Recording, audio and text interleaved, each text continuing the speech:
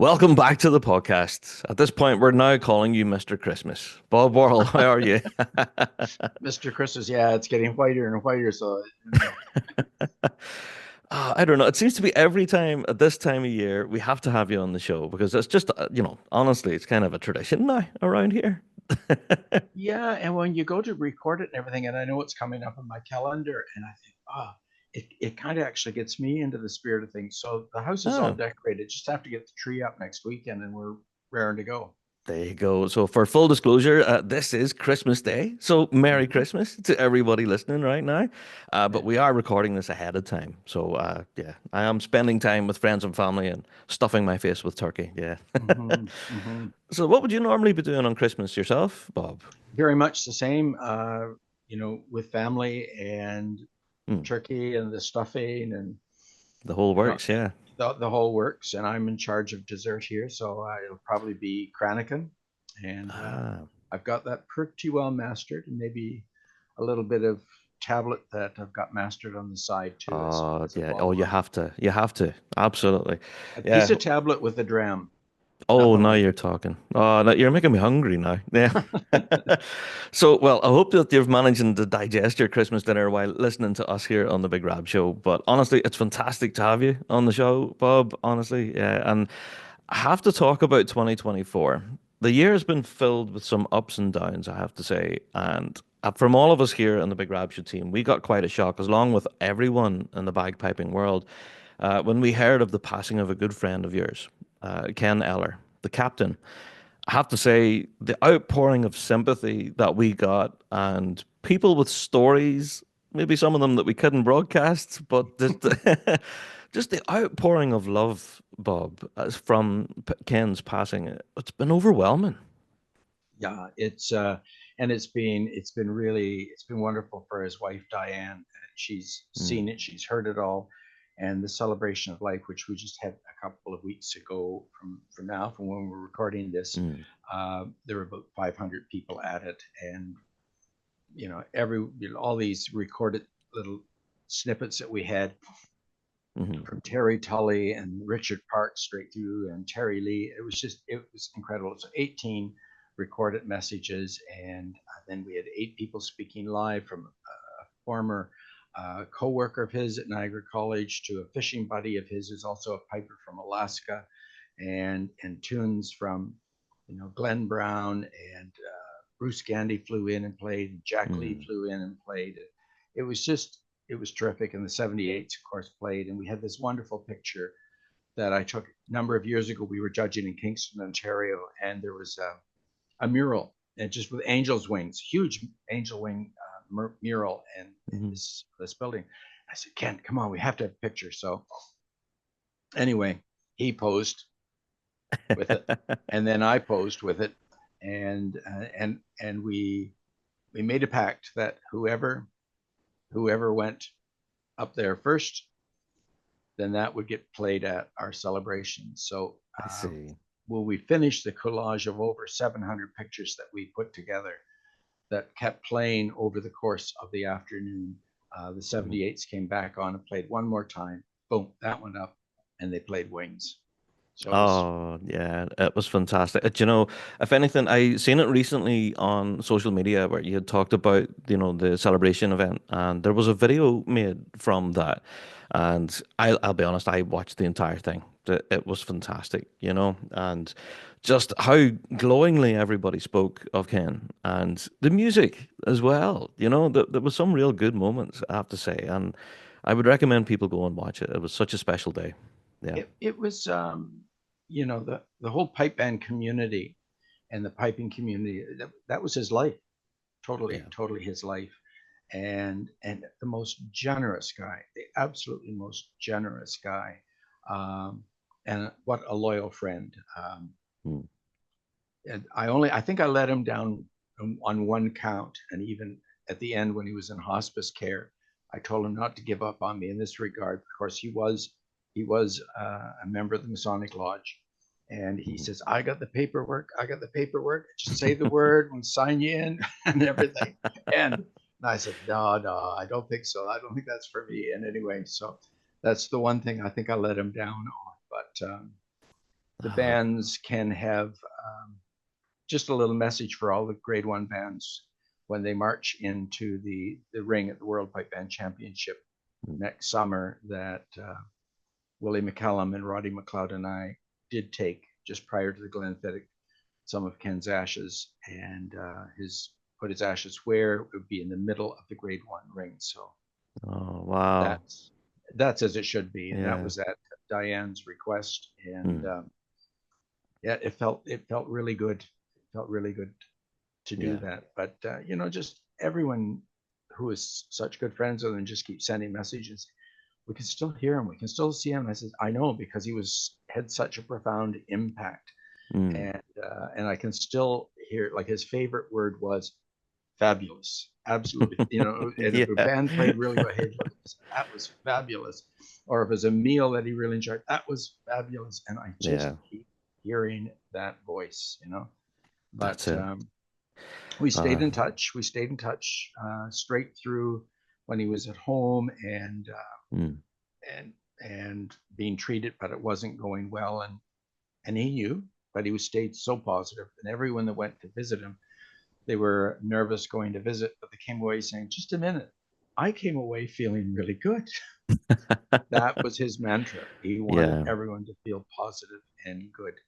And yeah, so it was his spirit and his contribution will live on, not Mm. just for a short time, not just for a long time. It'll be endless, absolutely endless. Absolutely, yeah, and I absolutely again, I want to send out our sincerest condolences to Diane, the family, and to yourself, Bob. You know that it's, yeah, that will be he will be sorely missed by all of us, I'm sure.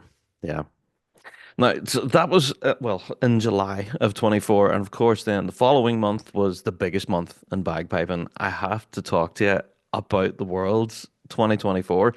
Bob, what were your overall thoughts of this year's World Championships? Wow. Yeah. The standard, I know coming out of COVID, we thought maybe things would take a dip standard wise, and they Mm, didn't. It was like bands came back more refreshed, and yeah, bands came back this year even more refreshed, and the musical limit got kind of just pushed, nudged a little higher, a little higher, a absolutely. little higher. And Saturday in particular, Mm, I sat in the booth and providing a little bit of input, a little bit of commentary, and I'm going, they have quite a job out there on that circle. And mm. so, yeah, I would say the overall standard, the sound, the music, and everything, it just got nudged a little higher, a little higher. And quite frankly, I'm loving the whole four-parted concept because Yeah, the mini that's yeah, I'm really liking that. Yeah. I think to get the music out of many of these four-parted tunes, and they're rhythmically much more complicated, Mm, and a lot of them are great tunes that people tend to think, oh, well, that's a tune for the soloist. They can bring the music out of it. Well, to get the music out of these tunes, expression and tempo is a function of expression. So mm. to get the expression in there, the tempo comes down a bit. So it'd be interesting to have a look back over the last couple of years at the average tempo of these four-parted marches versus the average tempo of the Highland That's Wedding or it. Lord Alexander Kennedy, because I think it would be down a little bit, and I find Absolutely. much more musical. That's one of the things I was saying about drum corps can't just thump their way through it anymore with these four parters. Pipers are wanting to hold them and hold those dots, you know? And Mm-hmm. it's, yeah, that's been one of the things I'm noticing that the phrasing has changed with those mini MSRs. So that's a big thing for piping, especially, but a challenge for drummers, I would say. Yeah, yeah. A challenge for the drummers. I would say it for the adjudicators. I can't speak for all adjudicators, but piping adjudicators and ensemble Mm, adjudicators that I'm listening for the musical package, and I'm listening for phrase definition. And whereas the six parters and just going for it, yeah. hell bent for election and lacking a little bit of subtlety at the ends of phrases. Yeah. Uh, I'm waiting for that in the four-part tunes, and it really helps in making your decision in terms of overall musicality. Yeah. And whereas I think, from my standpoint, listening last year on the sidelines to the four-parters, sorry, the year before, um, that a couple of the bands seemed to nail that, Mm. and then this past year, many more nailed it. You know, There you go. they were on board. They were Starting on to board. catch up. Yeah, Hmm. that whole call and response thing, since you mentioned that to us once before on the show, it's all I'm listening for now, and I can definitely hear more of it now, you know. I don't know if that's because I'm paying more attention or maybe more bands are incorporating that, I guess. Yeah. Yeah, I think so, and it'll just continue to get better. Like Yeah. if you listen to an MSR, four parters in particular Mm. from today, and the top flight performances from the worlds, and then you go back to early 1980s and Hmm. have a listen, it'll be like, whoa, we've come a long way. Yeah. Yeah, We for really have sure. come a long way. Yeah. If anything, that's a current trend at the moment with a lot of bands now looking through their back catalogue. We've seen St. Lawrence Tool do it, Bog Hall, Field Marshal even. A lot of these big name bands are now beginning to look back at some of that old music. Well, I wouldn't say old music, come on. It's not really that old, but do you know what I mean? That's a bit of a trend now. Are you finding that yourself? Yeah, and I think some of those tunes that the emphasis was put on six parters, or the bands Mm, felt to really be noticed that they had to do that, yeah. which I think is kind of sad. Um, that these great four parters, Brigadier Cheap, Dougal McCall's Farewell to France, and that they kind of got pushed to the Yeah. side, and them along with a lot of others, or those along with a lot of other great tunes, are coming back. And then you have bands saying, well, let's explore this further. What other four-parted two fours are out there that we can get our hands around, and we can produce the music at an appropriate tempo, so it's Mm, not sluggish, obviously. Um, so the variety, that's the one thing, was the variety, yeah. because you could well imagine for the adjudicators and for the audience, and for me sitting in the booth commenting on when it's a six-parter, and here we go, it's another Lord Alexander There Kendall, we here go. we go, it's Oh, another Highland Clan Wind. McRae Society. Yep. I'm going, please, as I said at that point. Yeah, for those on the audio, Bob held up a sign saying my head's busted. Yeah, yeah. There you go. Well, I have to say, are you aware of the drinking game? We mentioned this Mhm. to you last year, and obviously being in the booth, are you really self-conscious about what you have to say because you don't want people to get too drunk? Oh, I don't care about that. You know, they're adults. So hopefully they're adults out there and they're at home and they're not driving. So Yeah. enjoy it. I tell you what I am aware of when it first emerged. You I was aware in the booth that when you're commenting on performances, you start commenting to a certain extent like you would write comments on a score sheet. And I'm Mm, sure if bands yeah. put all the bands put the score sheets out, they would see certain thematic threads in Yeah. terms of the comments. Because how many ways can you say that a band is delivering the stress really musically? So you can talk Yeah. about pulse treatments, you can talk about authentic delivery of the idiom, and the word idiom is going to come in, and then all of Hmm. a sudden, boom, there's idiom, boom, there's, and You you're start aware ticking the that boxes then. yeah, Yeah. you're aware you're saying it again, and then the drinking game emerged, and I thought, oh, drat, right. So I'm trying to find alternative ways, but Yeah. next to impossible. So finally, I just embrace it. Just Yeah. go Just for it. have fun with it. Yeah. Absolutely, absolutely. I I think it's have great. I don't know what it is, but this past year in 2024 especially, the live stream just seemed to go gangbusters. So many people were tuned in online, and like there were watch parties, huge big halls filled with people. Yeah. And does that ever make you feel anxious that, whenever you think about the amount of people tuning in? No, I find it really gratifying, because from the one of the booths, they'll send me notes over saying, Mm, okay, we're now up to this number of hits, and I know wow. Yeah. one hit might mean 35 people in the band hall in New Zealand. Yeah. So Hmm. so several thousand hits will translate into mega thousand in terms of the viewership. Yeah. Um, the fact that I'm not seeing people, it's different. Mm. I find it a little more stressful. This past year, I emceed the Glenfiddich Championship, and Mm. it was live streamed, but there's a full hall at Blair Castle in Oh front of you, yes, all those and eyes. Yeah. and this all the great and the good at piping, they're all sitting there, and Mm. that for me is much more stressful. Yeah. I suppose whenever you're in a booth, it's you and a bunch of screens and a microphone, really. Two Yeah. screens and a microphone, backup microphone, and Mm. then a whole panel where I can talk to the director, I can talk to the producer. Mm. There's another one where I can, which mutes me, and they call it the cough button. Right. Right. And that was a couple of years ago when I was recovering from COVID, and I still had the residual cough, so it was several times over the course of the day. Yeah. Yeah. Um, and and you need those with the director and the producer and all that because Mm. you've got people like Donald McInnes who's really switched on to Mm. piping and pipe bands and Celtic music. But once again, they don't know necessarily how close are we to the Strathspey, or Mm. is there a point where there's some really interesting stuff going on in the bass and tenor section.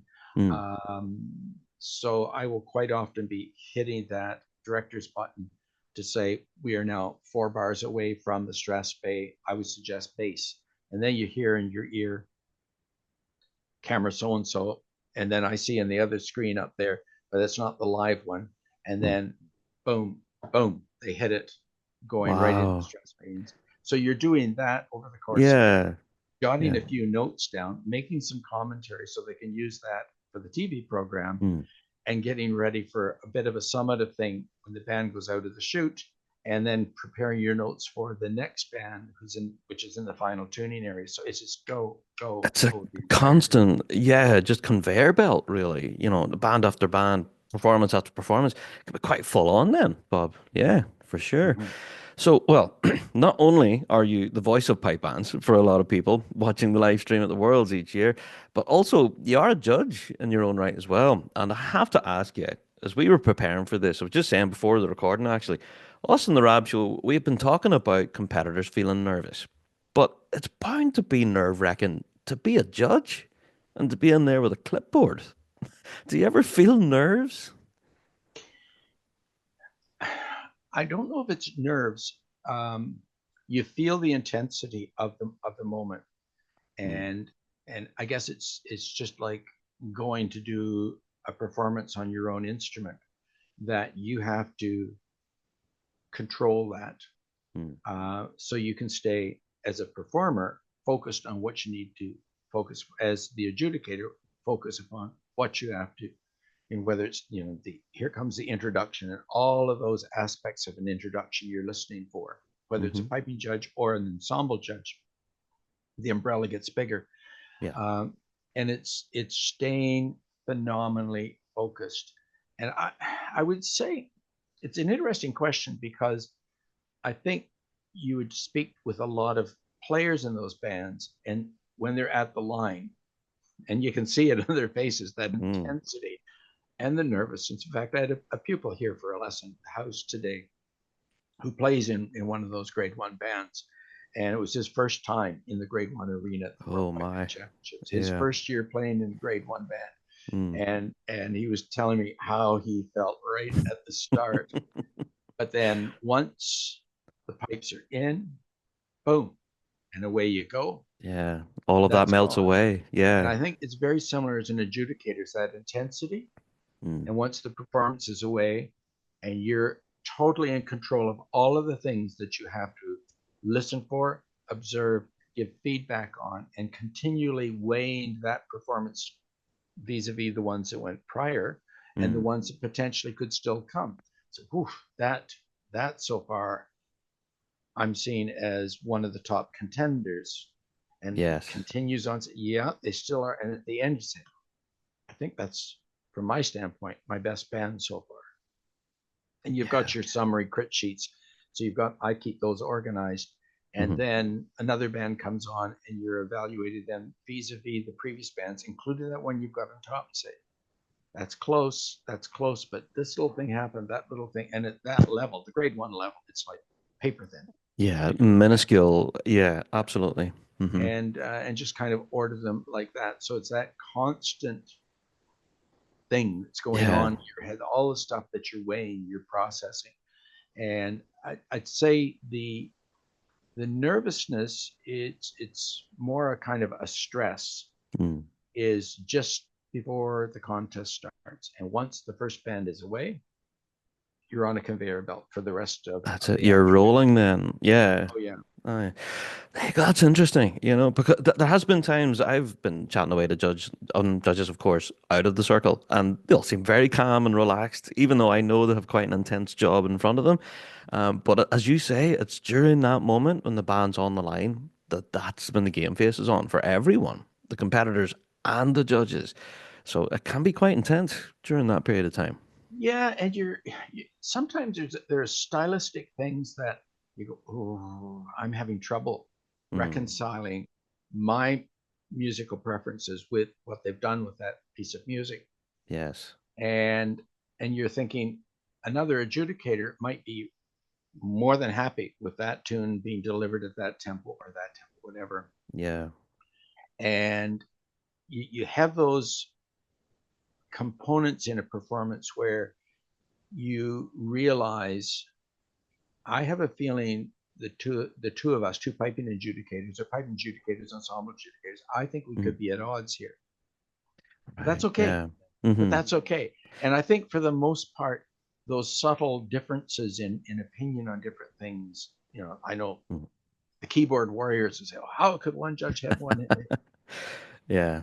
the way it works out, and you have That's different it. preferences in that. And the people that have been at this game for a long time as adjudicators and as pipe majors, Mm. they understand that. They get it, you know. Yeah, Um, absolutely. We've it's been talking about that on the show now, even as well, about the differences of opinions and how one half of a band can sound completely different from the other. It depends on where you're standing as well. totally, Yeah. yeah. And sometimes you're standing on one side of the band, your fellow piping adjudicators on the other side. The Mm. band strikes up, and you see someone on the far side. Because of the size of these bands, you Yeah. see it, but do Mm. you really hear it?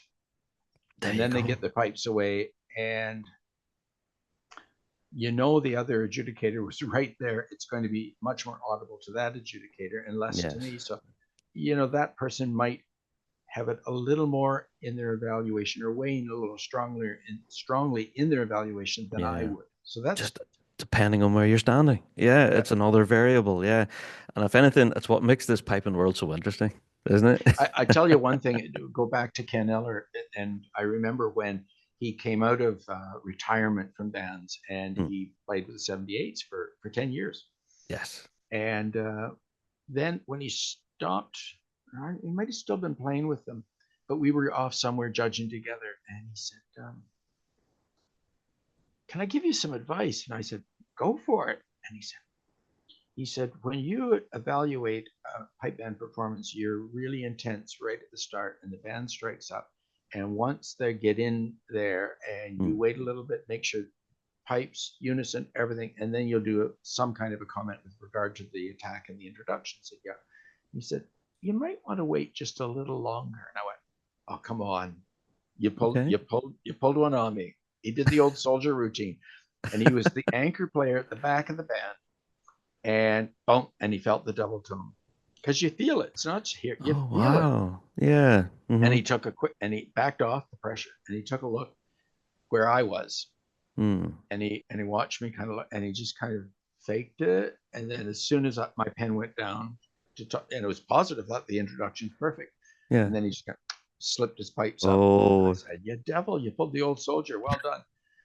So from that point on, I wait longer. I wait Yeah. longer because you There just you make go. sure they're all away.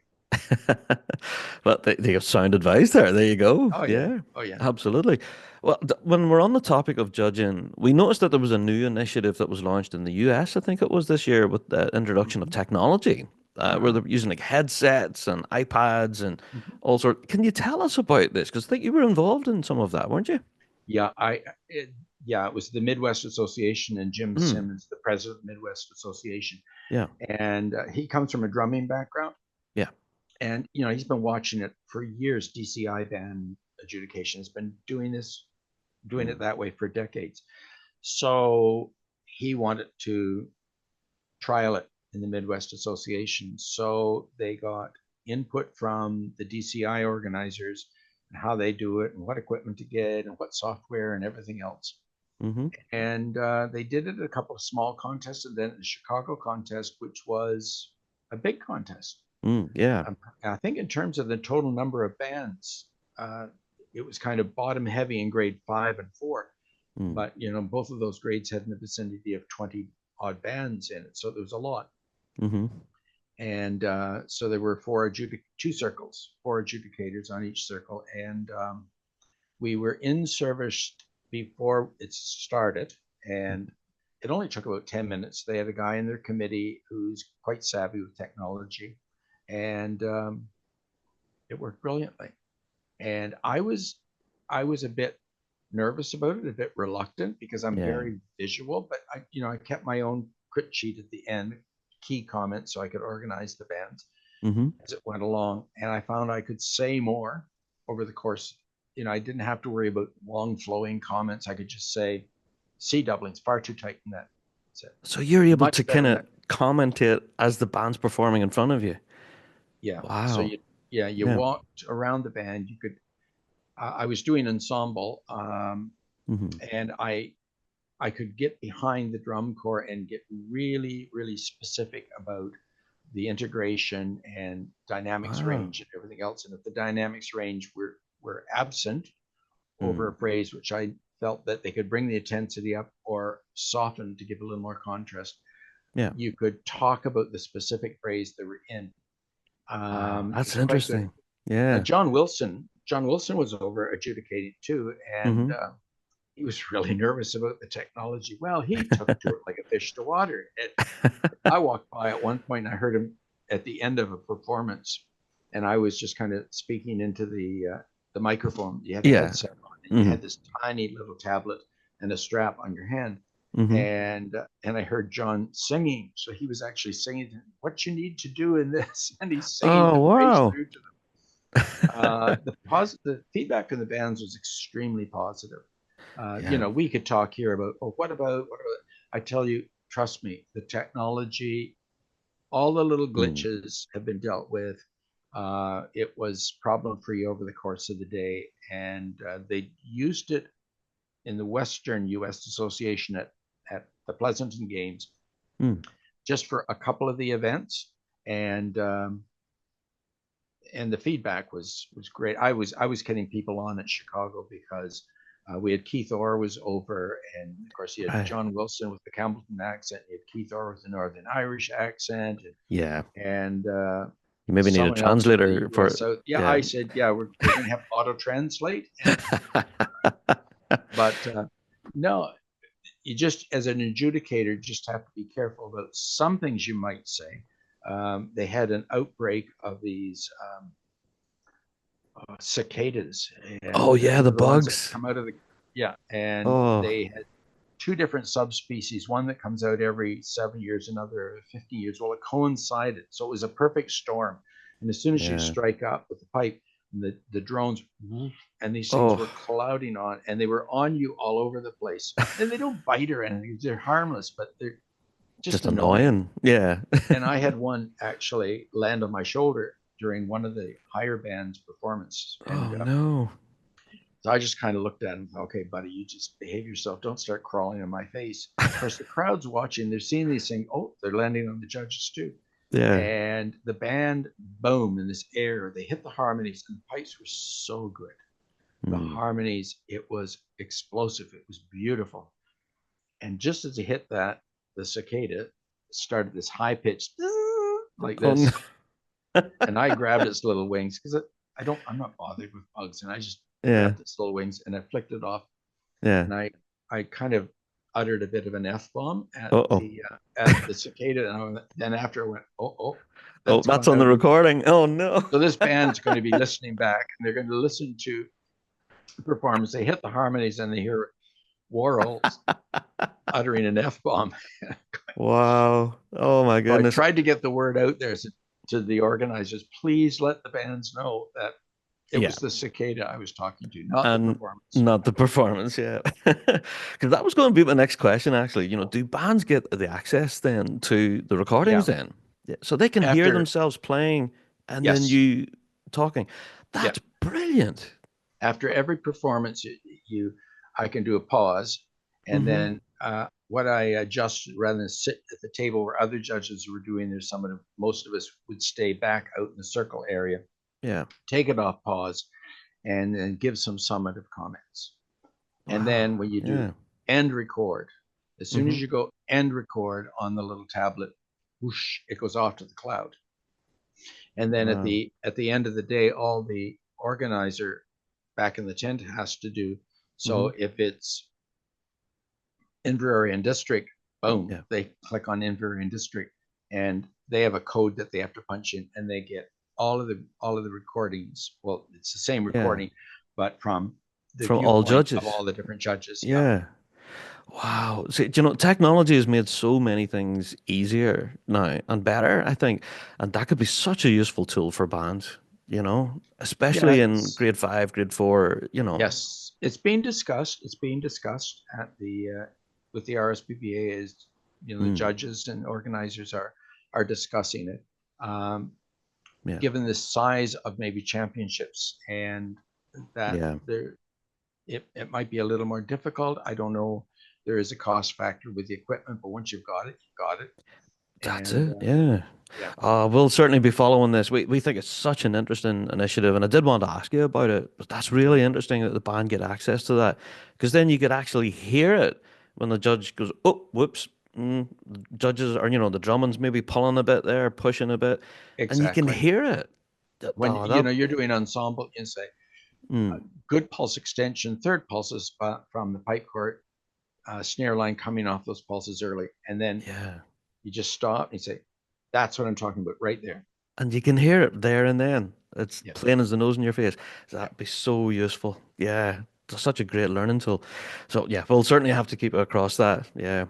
So, well, again, we were talking about bands looking back at musical selections and stuff, but we'll have to look forward now to 2025. And I'm sure you've seen that a lot of our top flight bands, there's been a lot of change this last Mhm. while. Obviously, with Dr. Richard Parks now retiring, Matt Wilson taking over at Field Marshal, but also Willie Glenholm's taking the drum corps as well. They're seeing a whole new change. And then even with People's Forward as well, with Ross stepping down and new pipe major there, it's going to be a very exciting season, Bob. Yeah, and I think it'll be terrific. It's Mm, new blood comes in, and things will continue to improve. And it must be very very difficult for pipe majors at that level to mm, continue to push forward. It must be absolutely. very difficult. And for me, it's, you asked about, are you nervous as an adjudicator? Well, there's a stress till the bands, the first one strikes up, but Yeah. the stress that pipe majors at that level are under to come up with something creative that's Mm, palatable, yeah. not just palatable to the adjudicators, but kind of turns your crank and Absolutely. engages you throughout the whole performance. Because sometimes you're really engaged in the performance. This is terrific. This is Mm, great music, and then all of a sudden something goes on a little bit. There might be in the tune choice. I'm going, I'm losing it in this tune, and you hate yeah. to write it down. So you're losing me here in this Mm, reel.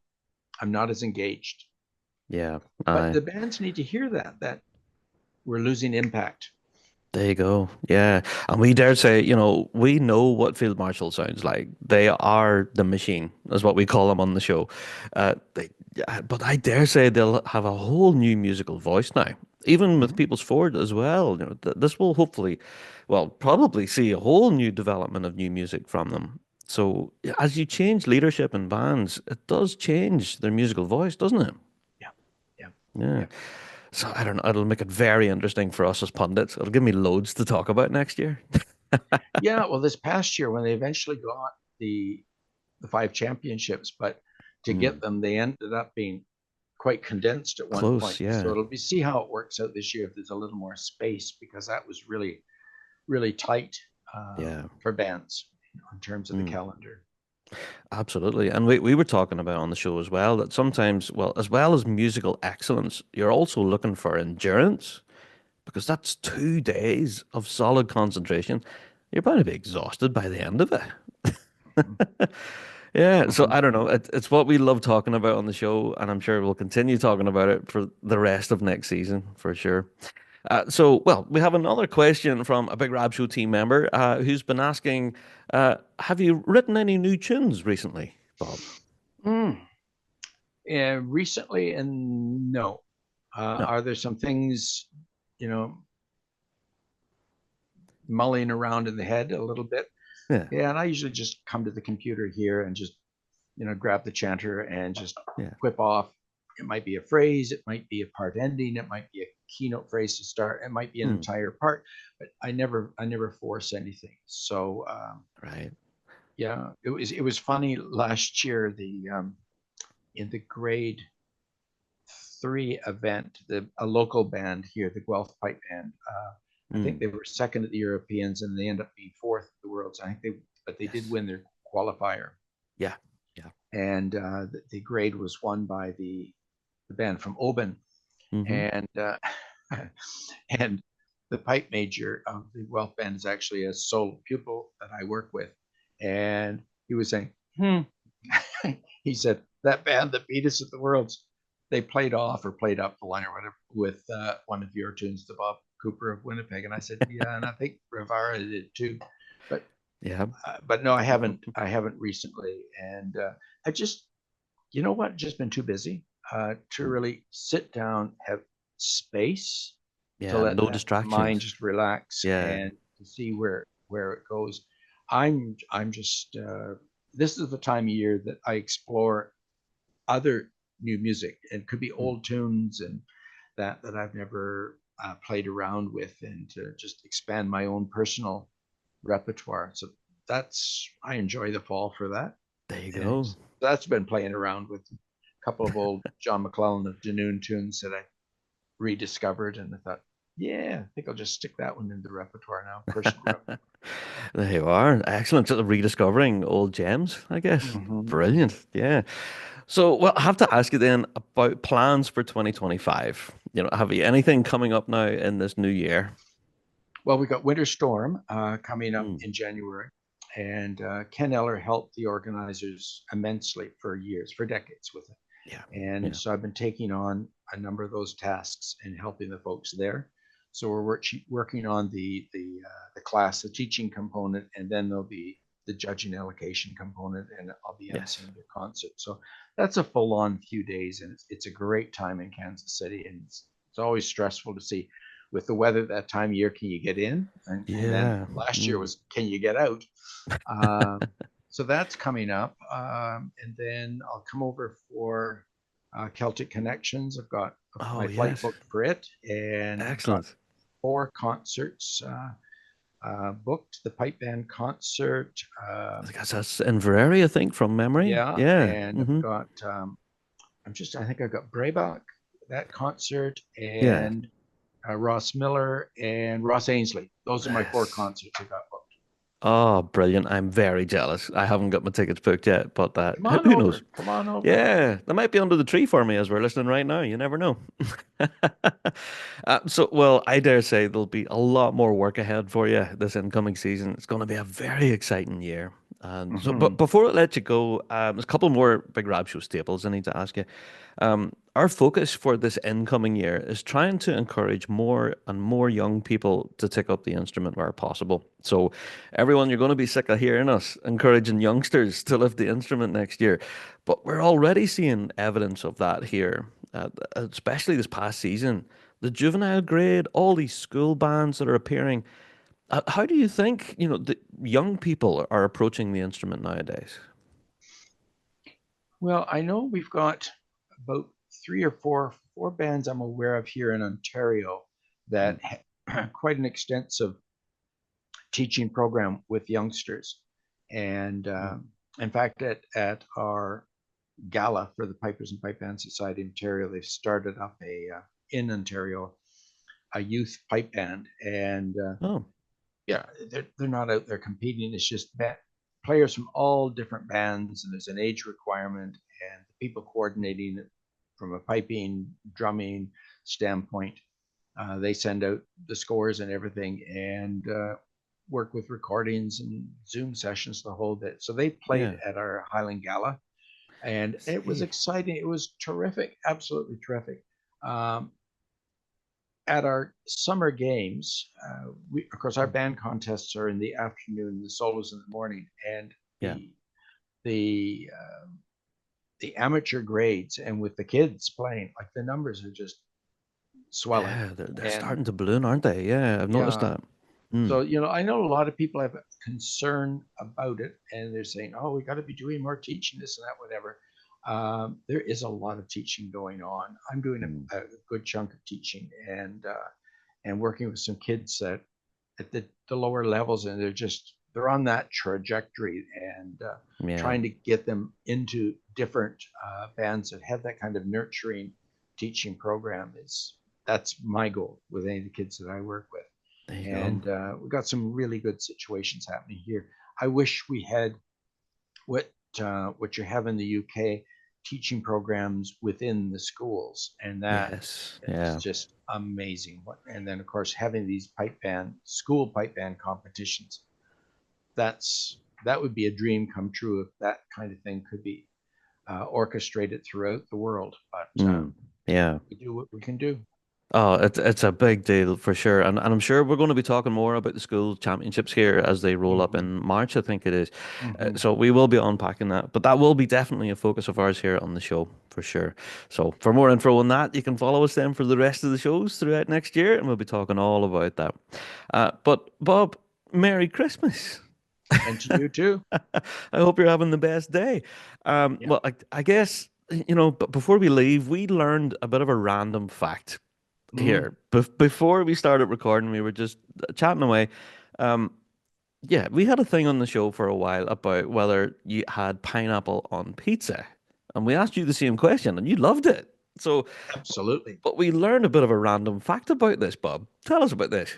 Well, it's called the Hawaiian pizza, and people say yeah, they love it. Or oh no, you don't put. But if you kind of grill the pineapple a little bit before you put it on, ooh, that's the way to do it.